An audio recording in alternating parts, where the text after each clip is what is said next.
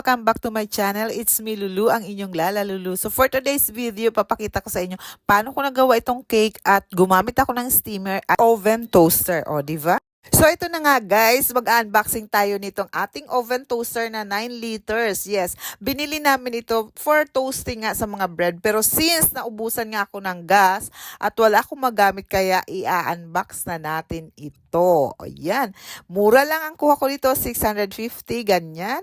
Ang itsura niya, parehas din ng electric oven, may dalawang knob siya para sa temperature at saka sa timer. O diba? So pwede ka pong mag-bake dito, o diba? May dalawa din siyang layer. Itong isang may grill tayo kung gusto mo magluto ka ng fish, o diba? Ayan. So ganyan ang itsura niya. Very minimal ito. 650 lang bili namin dito sa Dali kasi nga pang toast lang ng ating bread. At dadalhin ito ng aking anak sa kanyang kondo, hindi ito sa amin. So, trinay ko lang ganyan ang saksakan niya, tatluhan, at mag-umpisa na tayong mag-bake. So, alyo na nga, nasolve na ang problema kung mayroon akong paglulutuan kasi mayroon na naman tayong rush na order. Ang kasya dito is 6x3 na baking pan. Trinay ko muna kung kakasya. At kakasya naman. So, ayan, ang gagawin natin is mango chiffon cake. Siyempre, 7 eggs na separated. Ayan, half cup of oil and 1 cup of sugar. Ayan, ihahalo-halo mo lang yan.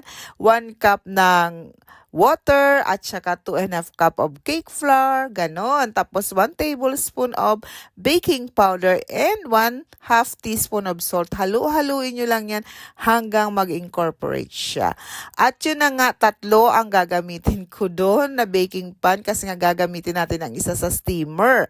At ito naman para sa mirang. Sa mirang, naglagay lang ako dyan ng 1/4 cup of water. I mean, 1/4 cup of sugar. Then, yun na. Wala na akong ibang nilagay. Pinapakita ko lang dito yung ating hand mixer na napakatibay. Itong aking Tough Mama, diba? Ang dali niyang gamitin. Kaya minsan di ko na ginagamit yung stand mixer ko kasi okay na ako dito. Solve all. You see? Tough Mama lang to na hand mixer. Ayan. So, walang problema ang lola niya. Ini-explain ko dito. So, eto na nga, preheat na natin itong ating oven. Ginawa ko dito, preheat ko siya ng 5 minutes sa 150 degrees Celsius. Kasi nga, bago pa lang, hindi ko pa alam ang timpla nitong toaster na to. So, sa 150 ko nilagay sa pinakamababa. So, ganyan. Meron siyang timer. So, tinimer ko 5 minutes sa preheating lang. Pero, dito papakita ko din sa'yo kung ilang minutes ko siyang naluto. So, ayan, 150. Mumove nyo lang yung knob. Tapos, dito sa timer, ganun din ang gagawin nyo. I-move nyo lang. So, very, very easy to operate. At ito na nga ang ating cake. So, yan, 3 yan. Kasi, ang dalawa niyan, yung mango flavor at yung isa ginawa kong strawberry flavor para mamaya gagawin natin sa ating Chinese New Year cake. O, diba? So, 3 agad dyan. So, ayun na nga, ilalagay ko yung isa sa ating steamer. Nagpakulo na ako ng water dito. Dapat kulong-kulo bago nyo ilagay yung ating cake. At dapat yung takip ng ating steamer ay lalagyan nyo siya ng tela. Katulad niyan, binubuhol ko yan. At ilalagay niyo dyan. 30 minutes ko lang siyang niluto at okay na siya. At ito na yung ating oven toaster. Ito namang ilalagay natin yung iba. So, ayan. Sinet ko siya ng 30 minutes. But dito pag check ko, hindi pa siya luto. Look, medyo hindi pa siya luto. Kaya ang ginawa ko, in-increasean ko siya ng 160 at nagdagdag ako ng mga 20 minutes pa. So, ganun ang dapat itatansyon talaga. Pero dito sa steamer, wala na kasi 30 minutes lang talaga ang chiffon nito, maluluto na. So, ayan, luto na siya. Itututpick natin kung talagang luto na. Itetest natin.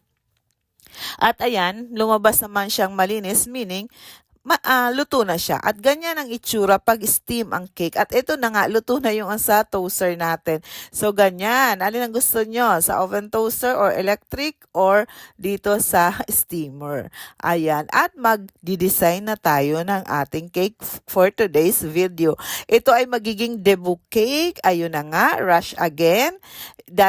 doon din sa kakilala ko. So, hindi ako nakatanggi ulit. So, nilagyan ko lang siya sa gitna ng mango na parang jam. So, ayan, para mas masarap.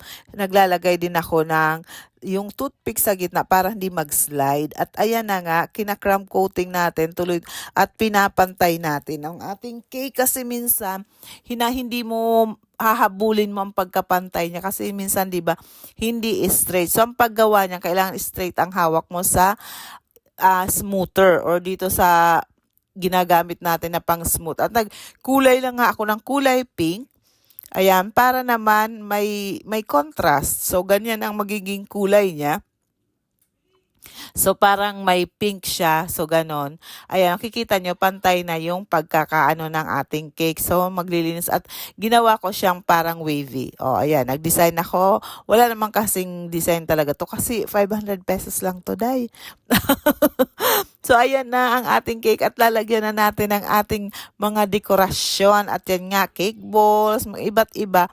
At okay, at ganyan na nga ang kinalabasan. Kasi wala namang choice. Kasi kung rush ang order mo, umaga mo in order, tapos alas 3 mo kukunin, paano natin maaano yan? So, ayan na nga guys, ang ating result. Kaya ayan, ibinabox ko. Kaya kung hindi ka pa nakapag-subscribe sa aking channel, paki-subscribe na lang at palike na rin ang ating video. At thank you so much sa mga nagsusubscribe at sa nagla-like ng ating video at nagwa-watch ng ating video.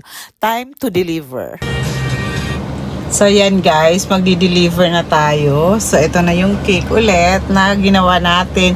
Kaya guys, kung hindi ka pa nakapag-subscribe sa aking channel, pa-subscribe naman po. And, pa-like para mayroon tayo. So, ayun na nga. Ang labo ng salamin ko.